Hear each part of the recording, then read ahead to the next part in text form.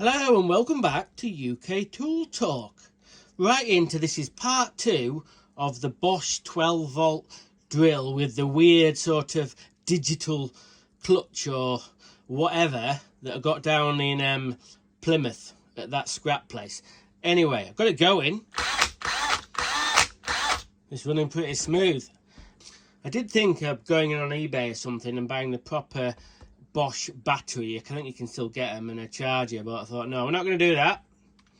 I've got 12 volt batteries, Makita CXT 12 volt batteries. So as you can see, I've taped up. Now you might be bloody thinking, right? You might be thinking, oh, I thought John had made a fancy cradle for it and all this, and look what it's come to. Bloody hell, look what it's come to. John's botching stuff up with duct tape. Never thought I'd see the day. Anyway, I didn't want to make it into a big bloody palaver this, so I wanted to test it out, and it works fine. I've got just run some cables onto the terminals, and bish bash bosh, we're away. So it's working. It's strange opening in the clamshell with 2 terminals in it. If you look online, it is pretty much it's a light, but it's called an accessory. I nearly bought one. I think it was only about £5 to get. I've never even seen a picture of one, so I thought, should I buy one and for a crack? And anyway, no. In typical John fashion, I've made one. This is out of a Makita impact driver that was broken. I managed to knack it up a little bit already. You can't probably see, but one of the LED bulbs is gone. Not bulbs, but whatever they are, cells. But yeah, it took me bloody hours to make that. So when I put it on the drill now, you'll see what the problem was with this. Now, hang on a minute. Just bear in mind that this is a bit Heath Robinson, and sometimes it doesn't bloody work. So, is it going to play?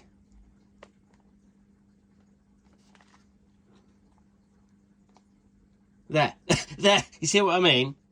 But bloody hell, it's bright. But what's going on here? Not even pressed the trigger. The light is wired up directly to the battery. So, I don't know what the bloody hell they were thinking at Bosch headquarters in the 90s to think that was going to be a good idea to have a fantastic idea having a light on a light on a drill. A fantastic idea. But to have it so you had to take it off, or you'd wear the charge down in the battery, I don't know. It seems like an absolutely bonkers idea. And you can imagine that if you didn't want it, that'd get bloody lost. Bloody hell, I'd lose that first day. But anyway, so that's what that is. I've made that up. So yeah, as long as you don't touch it too much. Oh. It's all right, but we're having a bit of a laugh. So what we're going to try to do now is drive these screws in, and we'll see if the digital impact part of this works well or not. Or other things of note, the chuck is knackered. It's got a bit that's fallen out of it, I think, but it's hanging on in there. So we'll put it on the torque setting there, on the trigger. I think we'll have it on the middle there, and see how we get on with this screw, I think.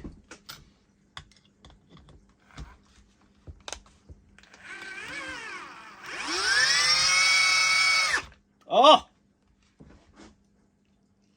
That was pretty good. First try. You just could do with a little bit, it's not quite flush. So I'll just try it. I think with this being a bigger screw, I think we're going to struggle a bit. Yeah. So we'll just back it off a little bit. And we'll put the torque up to about there, I reckon. No, it needs more.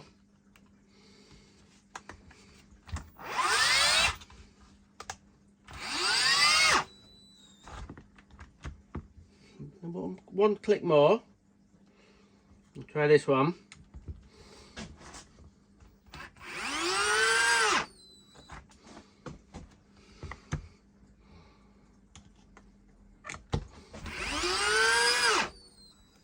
God, it's making a funny bloody noise. Anyway, we'll just try this big in here. And we might have to put that, I know for a fact that we'll have to put that back onto drill mode. And maybe even put it onto number 1 on the gearbox. To get this bad boy in. It's going to go straight through the bench.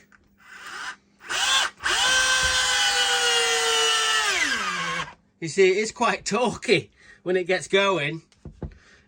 It's weird holding on to here, and trying to do it one-handed.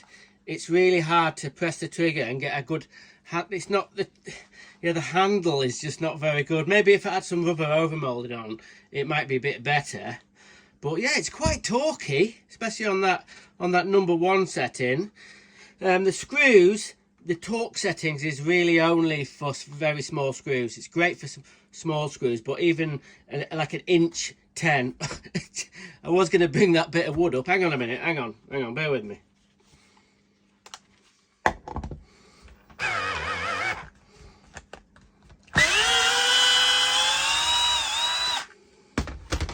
Yeah. Not a good idea of drilling through your bench, but the only ones that really kind of went flush is that that screw there. But the other ones, even on the maximum torque settings, it wouldn't quite pull the screw into the wood. But what do I think of the overall action of it? Well, for 1995, when this drill was around, or late 90s, it's quite a thing. You kind of get used to it a little bit. This light's still playing up a bit. God. Yeah, so what do I think of this old technology? Well, this drill in particular, I think it's bloody amazing that they've got this technology in this drill from the 90s. It's all in the switch. This switch is like a wizardry in there of circuit boards and all sorts of stuff going on there. I'm not quite sure how that actually works. I'm not going to take it. I'm not that kind of boffin. But I like the fact that you can put a screw in very, very precise. And instead of having that thing where when the clutch slips on a normal sort of like a drill with a mechanical clutch, it just stops. Even though it makes a funny noise. So while we're at it, we might as well see if we'll just drill a hole. We'll put a 16mm spade bit in. See, maybe I'll go through the bench, maybe I won't, but speed 2.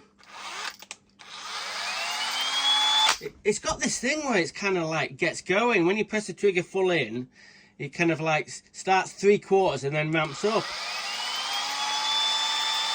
Well, I don't know, maybe. But the actual variable trigger is a wonder. It's really smooth.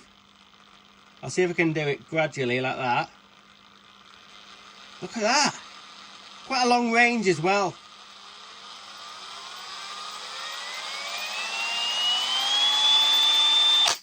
And the mechanical brakes, that's right noisy still. But I can nearly have it so I think that's about the slowest it'll go. Anyway.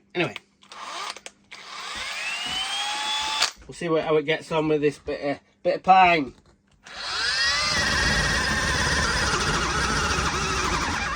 Oh.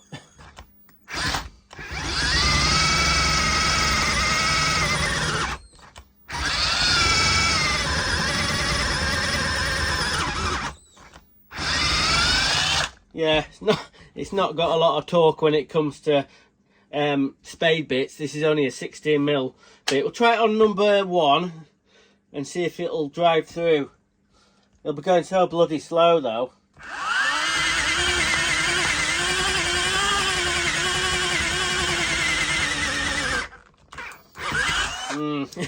Yeah, maybe we have come a long way.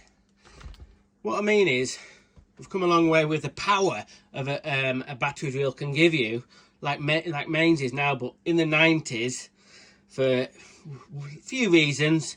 And the technology wasn't there. Obviously, there were still brushed motors, and the battery technology, even though I've got a better battery on this one, I don't think this particularly battery is, that's way from being new, so that's maybe lost a third of its sort of capabilities. Oh, it's getting quite warm, but nevertheless, yeah, it's under. You wouldn't want to use this today. Oh my god, you'd never get any bloody thing done. And it's a bit of an odd. I know that the Bosch batteries are a lot bigger, so maybe that would have pulled some of the weight back. But it's just all the weight's here, and this, look at that. You can't seem to get your hand around the trigger. I'm not selling it, am I? Bloody hell. Anyway, before I go any further, big thanks to Ken. He somehow managed to find an Argos catalogue from 1995, and he found this for sale in the Argos catalogue. I think it was, what did he say, £159 with a box, with a battery and a charger. So then he said something about it being reduced a bit. It might have been a little bit more than 159. I should know these bloody things. Anyway, thanks so much, Ken. Anyway, so in 1995, bloody hell, still quite a lot of money, wasn't it? I think he actually said it was something like nearly 190 quid. So yeah, I don't think you could buy a sort of like a top. Well, this isn't top end anyway. What I mean is, yeah, I don't know. It was new, but to put this amazing digital or electric clutch with a very sophisticated trigger, the variable trigger is really good. It's well, I think it's one for the. I'm going to put it. No, I can't put it in the Makita Museum, but I think I'll have to start a new shelf. The back there is going to be, that's going to go in just Power Tool Museum for interesting oddities from nearly sort of 30 years ago. Technology ahead of its time. I've got a video coming up, sort of like talking about these sort of digital clutches. They are on the Makita XGT drill that I've got. I don't really, that's such a big drill, I don't use it for putting little screws in or anything like that. Don't use it for putting screws in at all. But yeah, so yeah, I'm gonna have a bit of a chat on one of the videos coming up about why impact drivers don't have like a clutch or a torque setting on it. So when you're driving a screw in with an impact driver, you've got to literally let your hand off the trigger, or the screw will drive all the way through. But is there one out there? There kind of is. I've done a little bit of research, but so there kind of is. So anyway, another day. So there we go. Okay, I've said it before and I'll say it again. I don't know if I've said it before really, but I don't say it enough.